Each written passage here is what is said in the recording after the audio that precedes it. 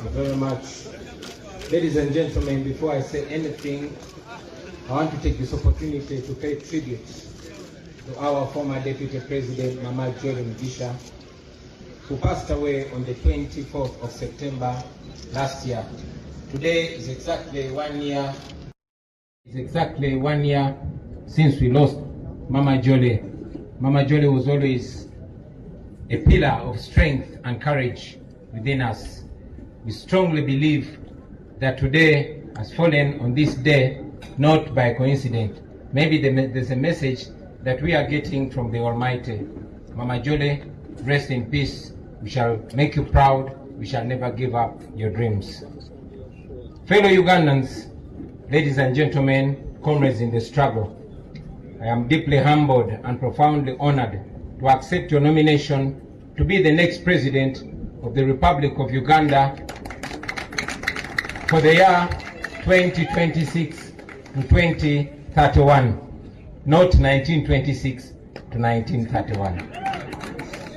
I thank you very much for the trust that you've continued to place in me ever since I offered myself for the first time for the presidential office in 2021. Today, my heart is filled with a deep sense of responsibility to deliver to that trust that you've put in me. Together, we have been everywhere preaching the message of a new Uganda. And today, with this nomination, we start on the final phase of our mission to freedom and true independence. Since our nation was born in 1962, every change of leadership has been written in blood, the blood and sacrifice of the common people of Uganda, the citizens of Uganda, and yet the leaders who always promised liberation have always delivered oppression. For 40 long years, one man and a small group of his relatives and friends have ruled our country on gunpoint. They have looted our nation and turned every institution of government into a tool of oppression. They have reduced the citizens of Uganda into slaves on their own land.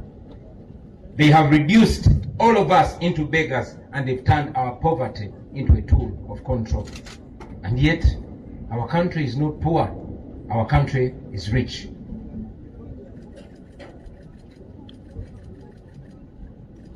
Our country cannot fall down. Our country will stand firm. Ladies and gentlemen, our country is fertile. Our people are hardworking and enterprising.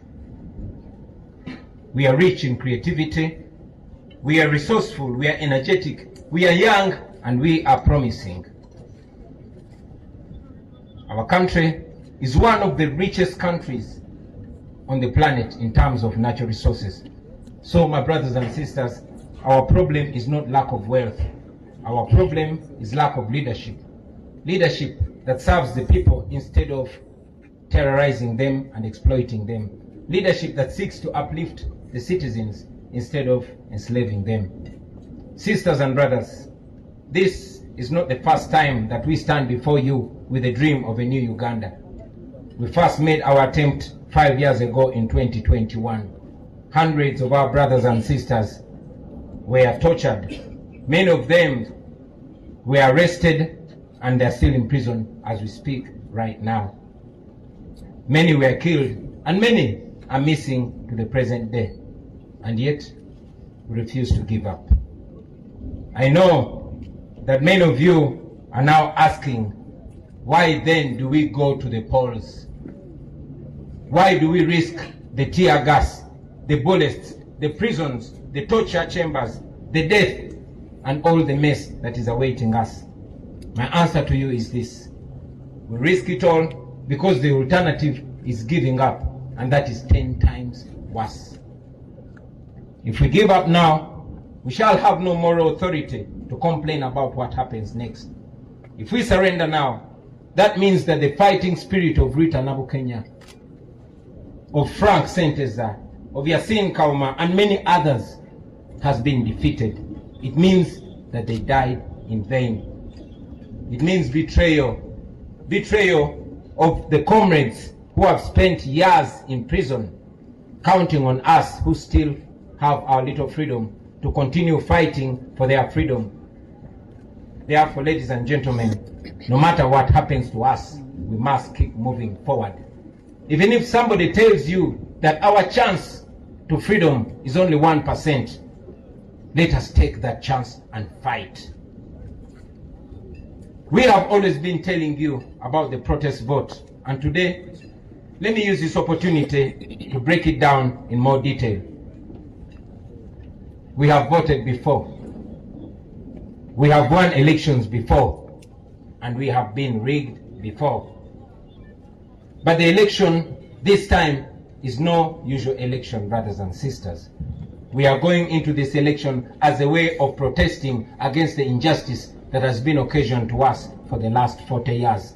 We are protesting, and the protest begins now. We must use this election season to rally the people of Uganda, to express their anger and to express their hope at the ballot box.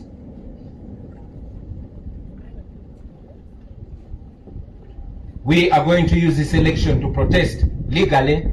We are going to use this election to protest constitutionally.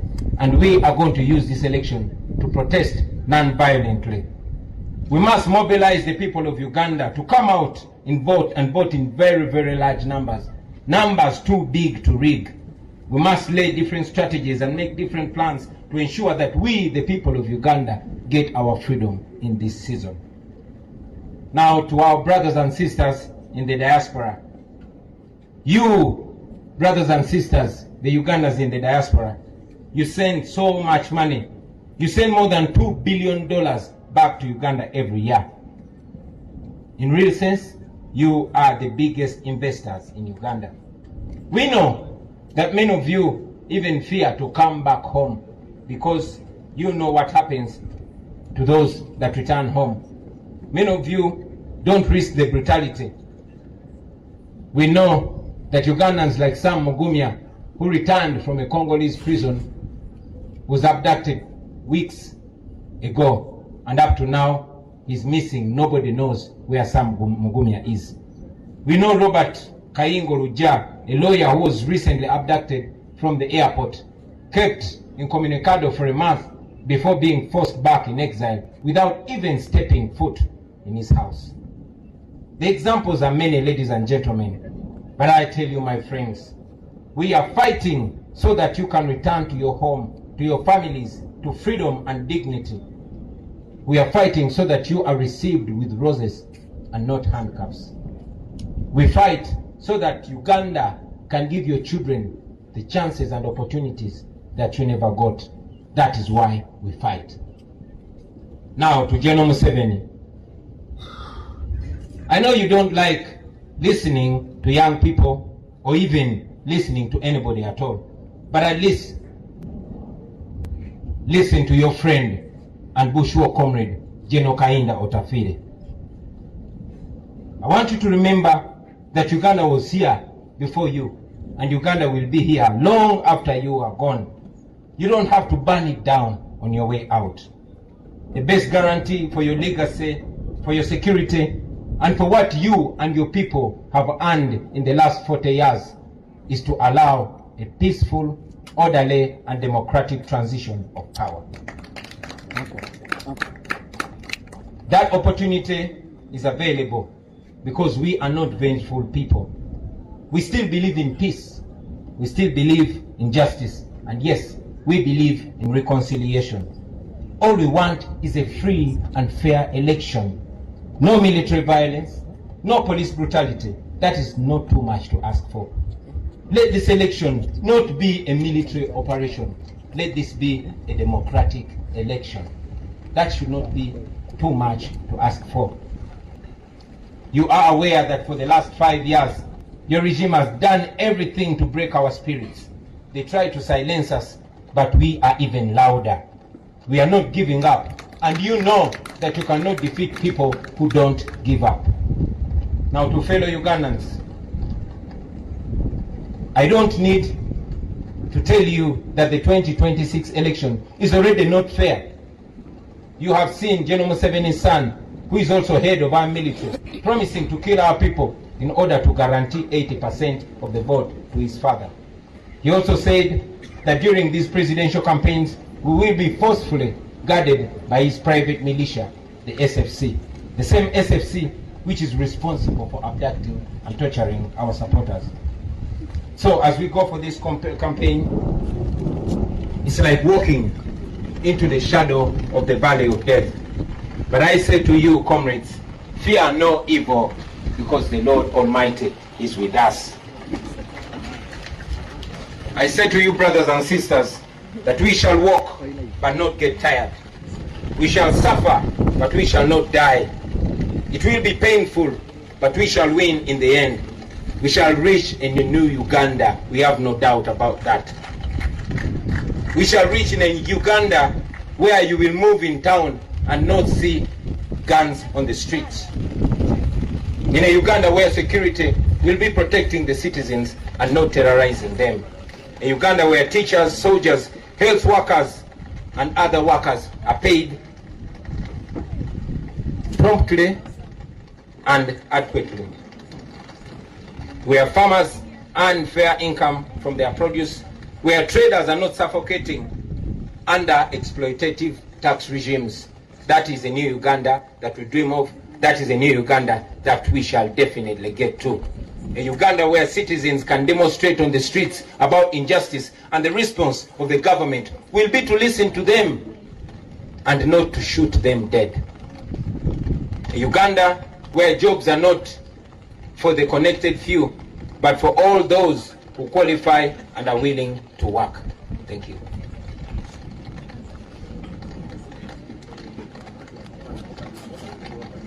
In the coming days, ladies and gentlemen, we shall unveil our manifesto, and we shall go ahead to paint a clear picture of that new Uganda that we dream of, that new Uganda that we believe. But ultimately, about leadership, that will be a Uganda where leaders will be serving the people and not the other way around. I tell you, my friends, that Uganda is possible in our lifetime. And with your courage, with our sacrifice, and with the grace of God, we shall reach that new Uganda. Now, as the National Unity Platform, even with the little resources that we had for the last 4.5 years, we have already demonstrated that we are able to use less and achieve more. We have managed to acquire the biggest political party headquarters in Uganda. We have launched the first school of leadership, and we have gone ahead to groom leaders at no cost to them. Leaders that will uphold our values and offer leadership to the next generation after we retire. We have supported families of political prisoners and missing comrades. We have refused to be compromised. We have held onto our principles even when it has come at great personal cost. We have pursued and secured sanctions against those who steal from our people and against those who oppress our people. We have kept the struggle alive, and we are growing even stronger. Now, to the international community, Uganda's freedom is not only for Ugandans. Uganda's freedom is for everybody. If Ugandans are safe, if Ugandans are not safe, neither are our neighbors, nor the international dwellers or the international community that always receives us when we go seeking for asylum. Please stand with us as we stand for democracy and human rights.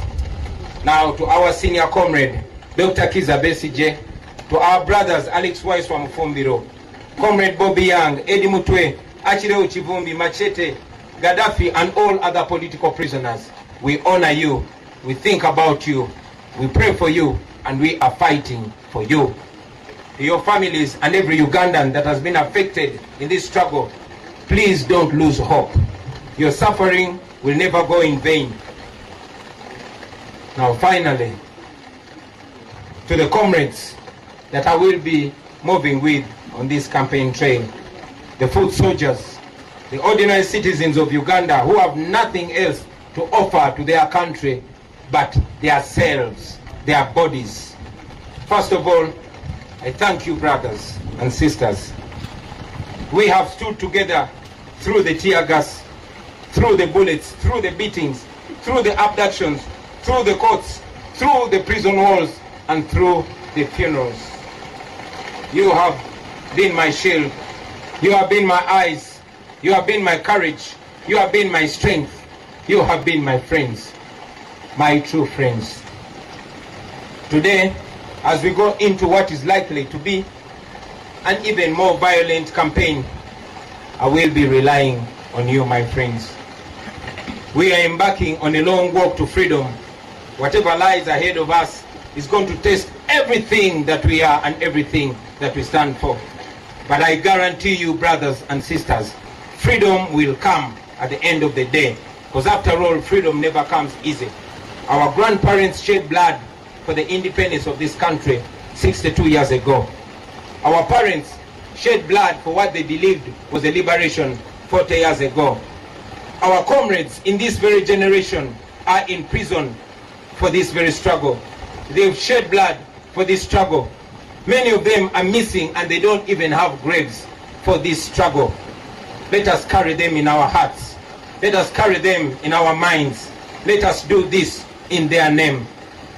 Brothers and sisters, the same courage and discipline that has kept us going since 2017 should be the same courage and discipline to carry us through this campaign.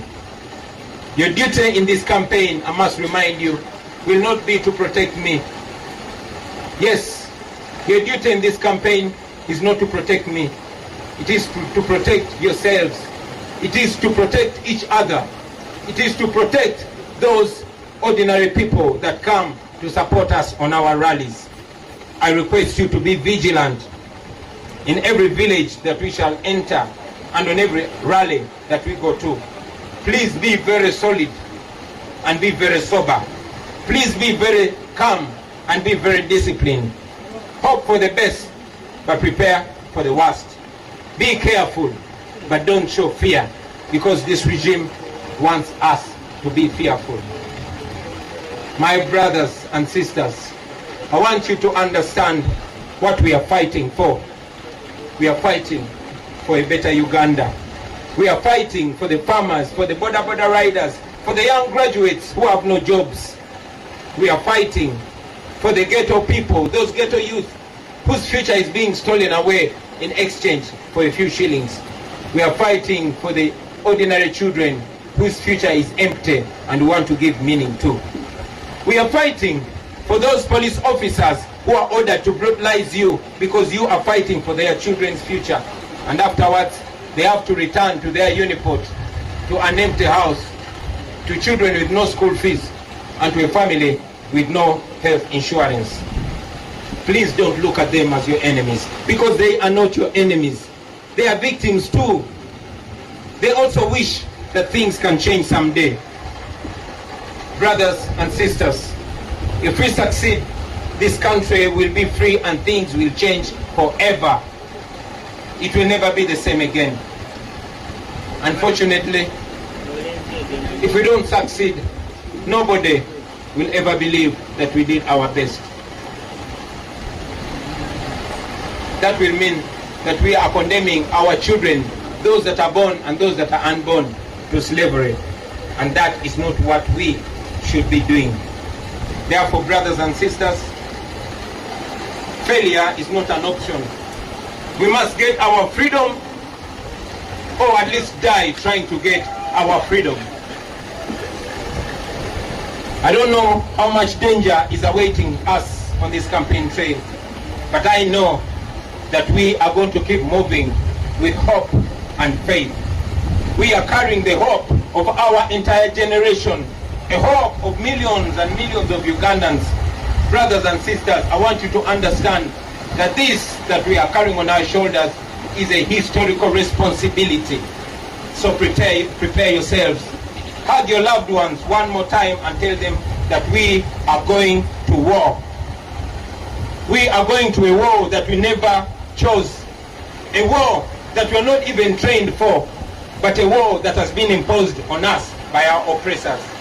We are facing an enemy that is armed to the teeth. And we are facing the enemy barehanded, only armed with the truth and God. We are fighting this because it is a duty that we must take on. We are fighting for our God-given right to live as human beings in our own country. We will never retire. We will never give up. We will fight until we are free. And I'm sure we shall be free in the end.